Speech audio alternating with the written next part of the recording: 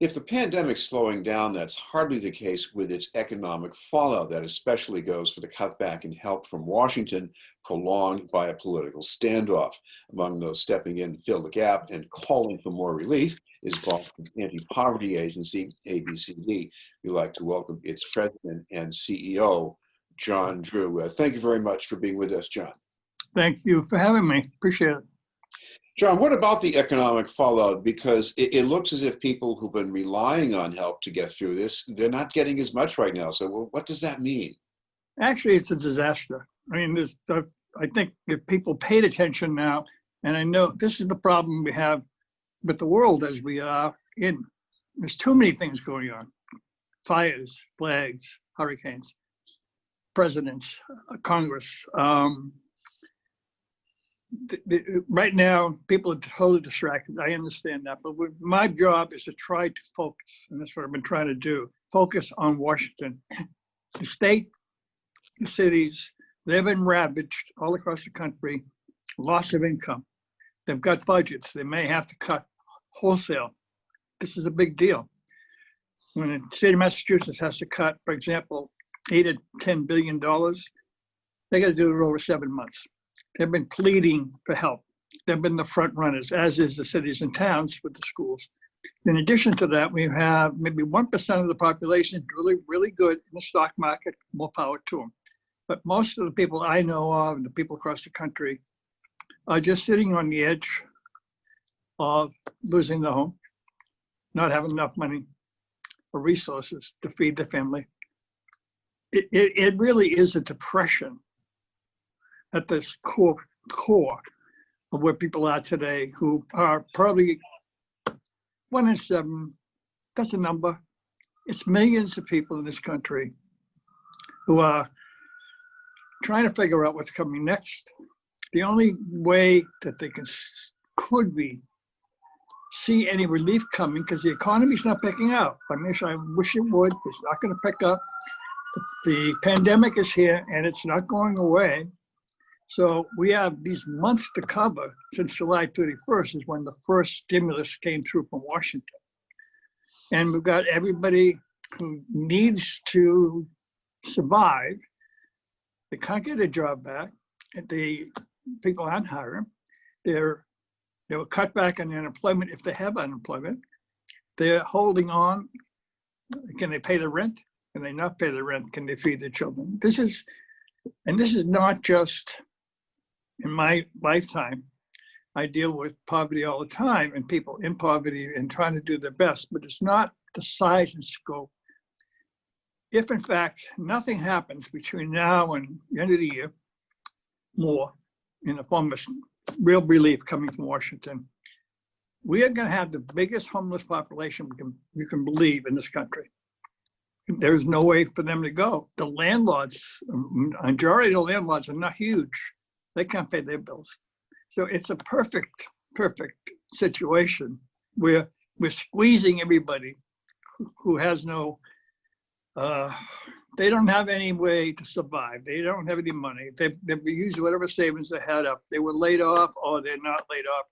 They've been furloughed. All those terms you could use. The point is that the economy shut down, except Amazon hiring a lot of people, and it's getting lost. And now we have the Congress of the United States and the president.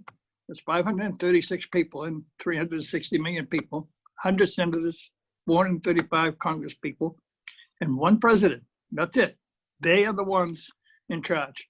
And they're the ones that have to move resources to the state, to the city, to the back up the rental payments that are not being made so people know they have a home. Be able to get money through the cities and towns to the schools so they can actually do the COVID things they need to do. They can't do it now without that kind of relief. We need a huge relief package. And quite frankly, where we are, in my opinion, I understand today that the Speaker of the House, Nancy Pelosi, wants to stay in session in the House. We'll stay. That's courage, because most of the 536 people we're talking about want to get reelected on November 3rd. That's their main goal. More power to them. But I think they were put in there more to help people in times of crisis than be overly concerned about their own election. But that's what we see. Everything I'm hearing, feedback is, well, after November 3rd, after November 3rd. That's another 6 weeks. And then after November 3rd. So all I can say is that we don't have a working government in Washington. We have some people who know what the situation is, but the majority leaders do not want to deal with the next infusion. They don't want to make a decision, in my opinion. They're up for election. They're getting a lot of things going on about elections these days. It's not simply I get elected every time I put my name in the ballot anymore. Even Mitch McConnell's got some. So their mind is focused every day when they get up, re-election. So if I make a big decision now, like $2 trillion going out, am I going to be held accountable as a spender? I don't know what they're thinking, but I get a feeling part of that. So we're held hostage to the election. We're held hostage to a lot of things. But all I can tell you is that we'll keep pushing. The Urban Institute, wonderful job. All of the advocates are doing a wonderful job. But we'll keep pushing. Meanwhile, I feel like we got the hurricane here coming. The sandbags are the ones ABCD and some other people have. They keep putting them out there, which is food, shelter. We can't solve this, but we're going to continue. And if people want to join me or us or United Way, wherever, please help us, because the situation we have is not going to be ameliorated except from the national government, who at this point is not in a position, for whatever reasons, to act. And lack of action means more and more people every day are going further back in rent payments, further back in inability to feed their family, inability to make sure the kids prepare for school. Just think about families in this country, across the country, with children going to school. You kind of figure out how do I deal? I have to have a computer. Okay, I have to have a computer, and my children's going to go. We're going to go this day, and they're going to go that day, and you got your teachers got problems, you got disease. It's a mess. I understand that, but I want to ask you about the stalemate in Washington, because I know there are very persuasive reasons to ask for a generous relief package, and it can act as a stimulus for the economy, put more people to work. But, there's also the political game here. And, the Republicans are saying Democrats are asking for too much because they know the Republicans will never go along with it, and that will just make Trump look bad. What do you say to that? I've said it earlier. I say it again. My take after all these years of what I'm doing is that the stalemate here is a lack of will because of elections. It would take them 10 minutes to put a package together. They got all the elements there. And I think the president would sign something, but you can't say I got a little of this and I got a billion of that, and then you got a combined caucus of both Democrats and Republicans have got together to put together a package of which the majority leader says it's not going to go through the Senate. So everything I hear from them is excuses not to do anything, and that's disheartening at best. I want to ask you about protection for renters here, because we do have a state moratorium that expires, I think, around October 17th, if I remember. Right. There's a federal moratorium, but I'm not sure it does very much. So what do you see coming down the road? Well, the federal moratorium came from the Center for Disease Control. It has to do with the pandemic. And it doesn't have much teeth in it, but they put it out there, but there's no money. So if you can get landlords to agree that the CDC has the ability to do this, and they allow people to stay on as tenants without payments, and the landlord's in trouble, because landlord's an old term.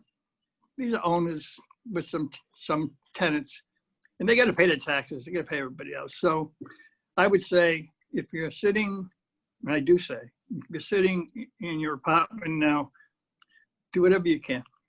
But please do not wait for the CDC or anybody else to keep you from being evicted. We're going to see lots of evictions. And therefore, we're going to have to work with people to hold them in while they're going through the evictions. But again, as I was saying, you're also trying to get your children in school, you're trying to find food. I actually am really concerned, quite frankly, that all of the people who are behind the eight ball, trying to get by, looking for help, will they vote? Will they go out and vote? Or is there a plan here that they won't vote, but will they vote? Because they're overwhelmed. So no, I hope they do get out to vote, because if nothing else, on November 3rd, could have a change in government. But no change in government takes place till January 21st, 2021.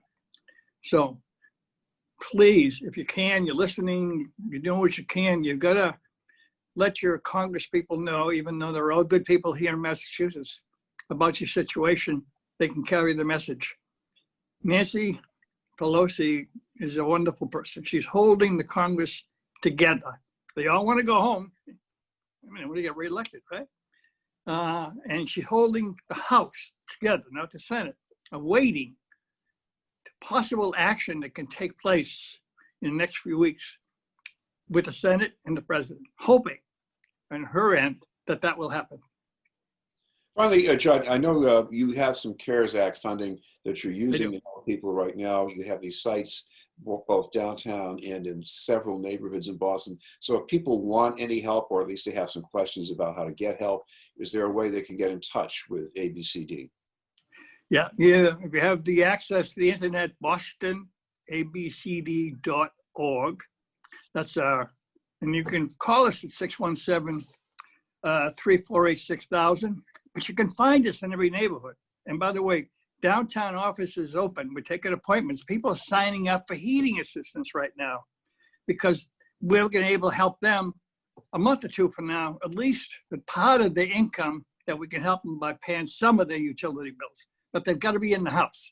They can't be evicted. So we can, this is an eviction stamina. If we can get $1,000 into the households by November 1st, just through the heating assistance. So please find us one way or the other.